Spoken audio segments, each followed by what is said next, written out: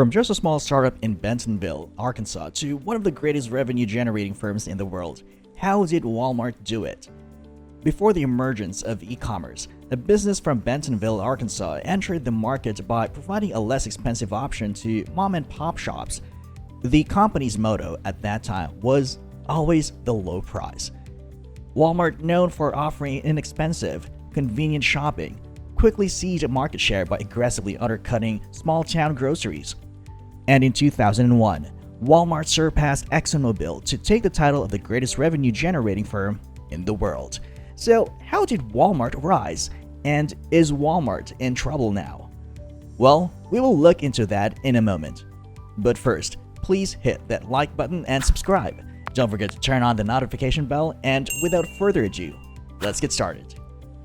In 1945, the year Sam Walton was honorably released from the military. He opened the doors of the first Ben Franklin variety store. His skills became immediately obvious as his shop's earnings swiftly increased in a short period of time.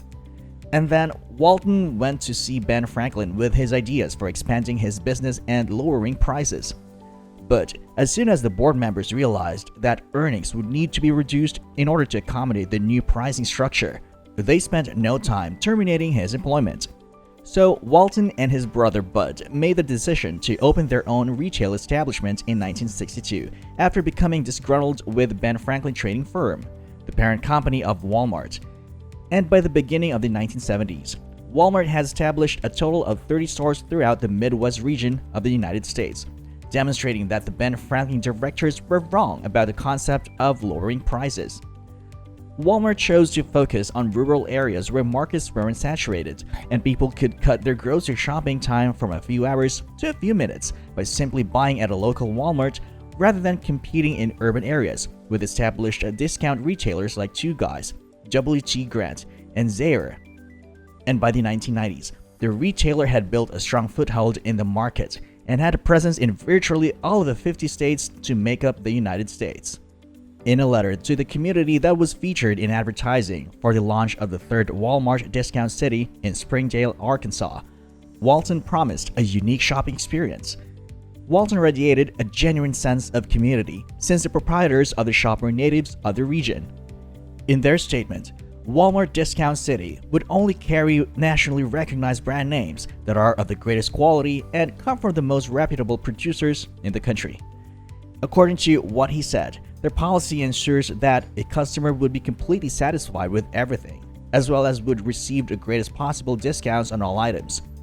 In short, when you buy something from Walmart, you're guaranteed to be completely content with it, or your money will be refunded. According to the museum, Walton created Action Valley for this purpose.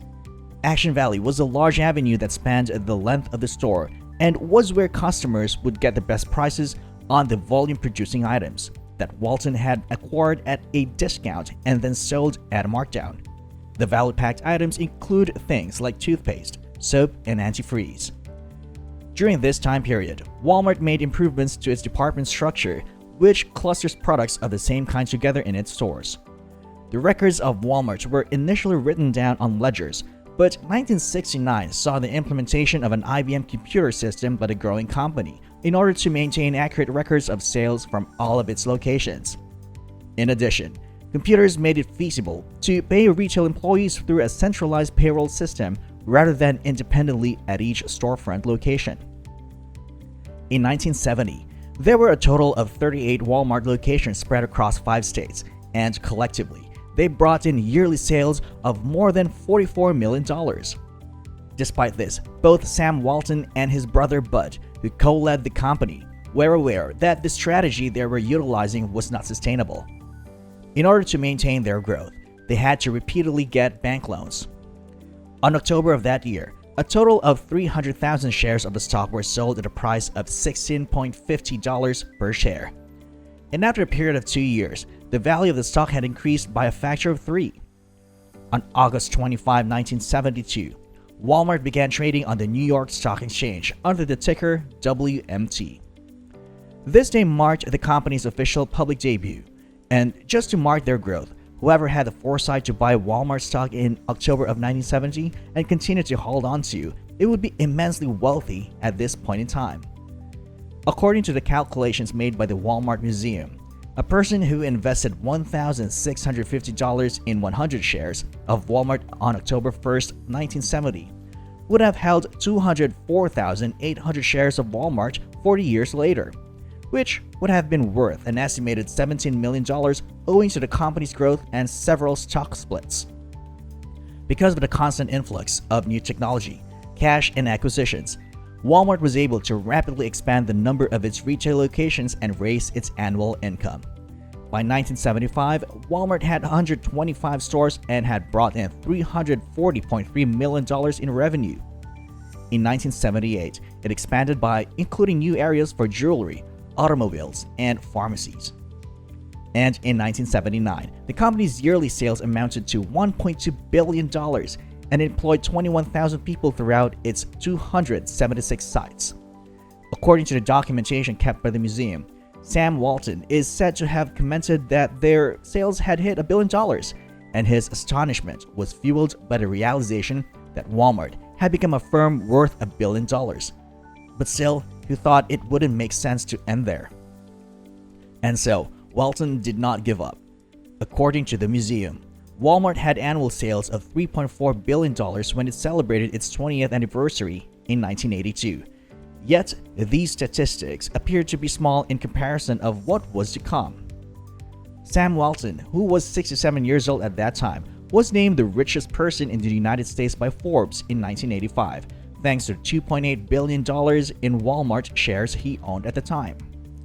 With annual sales of $32.6 billion in 1990, Walmart became the largest general goods shops in the United States, surpassing Kmart Corporation with sales of $32.07 billion and Sears and Roebuck and Company with sales of $31.5 billion.